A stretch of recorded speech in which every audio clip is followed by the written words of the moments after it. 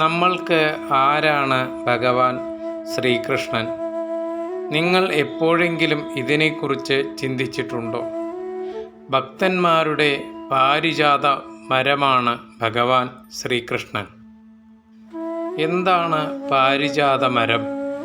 ദേവലോകത്തുള്ള ഒരു അത്ഭുത വൃക്ഷമാണ് പാരിജാതം.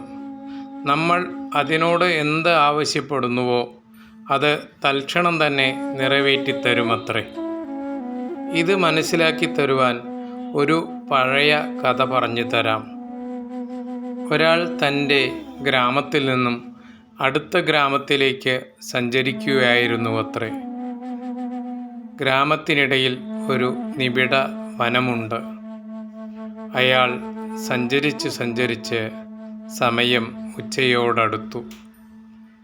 ഇനി യാത്ര തുടരാൻ സാധിക്കാത്തതിനാൽ ഒരു വലിയ മരത്തിൻ്റെ തണലിൽ അയാൾ യാത്ര അവസാനിപ്പിച്ചു. അല്പം വിശ്രമിച്ചിട്ട് പോകാം. അദ്ദേഹത്തിന് അതികഠിനമായ രീതിയിൽ വിശപ്പും ദാഹവും തോന്നി. അദ്ദേഹം അല്പം ഭക്ഷണത്തിനും വെള്ളത്തിനും വേണ്ടി ആഗ്രഹിച്ചു. തൽക്ഷണം തന്നെ അദ്ദേഹത്തിൻ്റെ മുന്നിൽ എവിടെ നിന്നറിയില്ല ഭക്ഷണവും വെള്ളവുമെത്തി.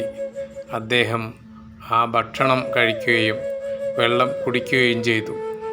വിശപ്പും ദാഹവും മാറിയ അദ്ദേഹത്തിന് അല്പം കിടന്നുറങ്ങുവാനുള്ള ആഗ്രഹമുണ്ടായി. ഉടൻ തന്നെ കിടക്കുവാനുള്ള കിടക്കയും വിരിയും തലയെണ്ണയും എത്തി. ഒരുപാട് ദൂരം സഞ്ചരിച്ചതുകൊണ്ടായിരിക്കണം അദ്ദേഹത്തിൻ്റെ കാലുകൾക്ക് നല്ല വേദന ഉണ്ടായിരുന്നു. തൻ്റെ കാലുകൾ അമർത്തിത്തരുവാൻ ആരെങ്കിലും ഉണ്ടായിരുന്നു എങ്കിൽ എന്ന് അദ്ദേഹം ആത്മാർത്ഥമായി ആഗ്രഹിച്ചു പോയി. അപ്പോൾ തന്നെ എവിടെ നിന്നോ ആളുകൾ പ്രത്യക്ഷപ്പെട്ടു. അദ്ദേഹത്തിൻ്റെ കൈകാലുകൾ തിരുമ്മിക്കൊടുക്കുവാൻ തുടങ്ങി. ആ സുഖത്തിൽ അദ്ദേഹം തളർന്ന് ഉറങ്ങിപ്പോയി. ഉണർന്നപ്പോൾ സമയം സന്ധ്യയോടടുത്തിരുന്നു. ആ കൊടുംവനത്തിൽ അദ്ദേഹത്തിന് ഭയമുണ്ടായി. വല്ല സിംഹമോ പുലിയോ വന്നിരുന്നെങ്കിൽ തന്നെ പിടിച്ചാലോ? ചിന്തിക്കേണ്ട താമസം. സിംഹവും പുലിയും വന്നു അദ്ദേഹത്തെ പിടിച്ചു. കഥ ഇവിടെ അവസാനിക്കുന്നു. ആ പാവത്തിന് താനിരുന്നത് ഒരു പാരിജാത മരത്തിൻ്റെ അടിയിലായിരുന്നുവെന്ന് മനസ്സിലാക്കുവാൻ സാധിച്ചില്ല. അതുപോലെ തന്നെ ഈ പ്രപഞ്ചവും ഒരു പാരിജാത മരമാണ്. ഈ പ്രകൃതിയാണെങ്കിലോ ഭഗവാൻ തൻ്റെ മായയാണ്.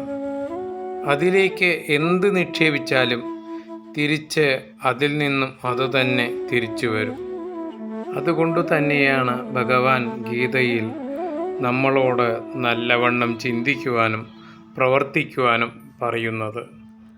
ഭഗവത്ഗീത ധ്യാനത്തിൽ ജയേന്ദ്ര സരസ്വതി ഭഗവാനെക്കുറിച്ച് ഇപ്രകാരം പാടി: പ്രപന്ന പാരിജാതായ സ്തോത്രവേത്രൈകപാണയേ ജ്ഞാനമുദ്രായ കൃഷ്ണായ ഗീതാമൃതദുഹേ നമഃ.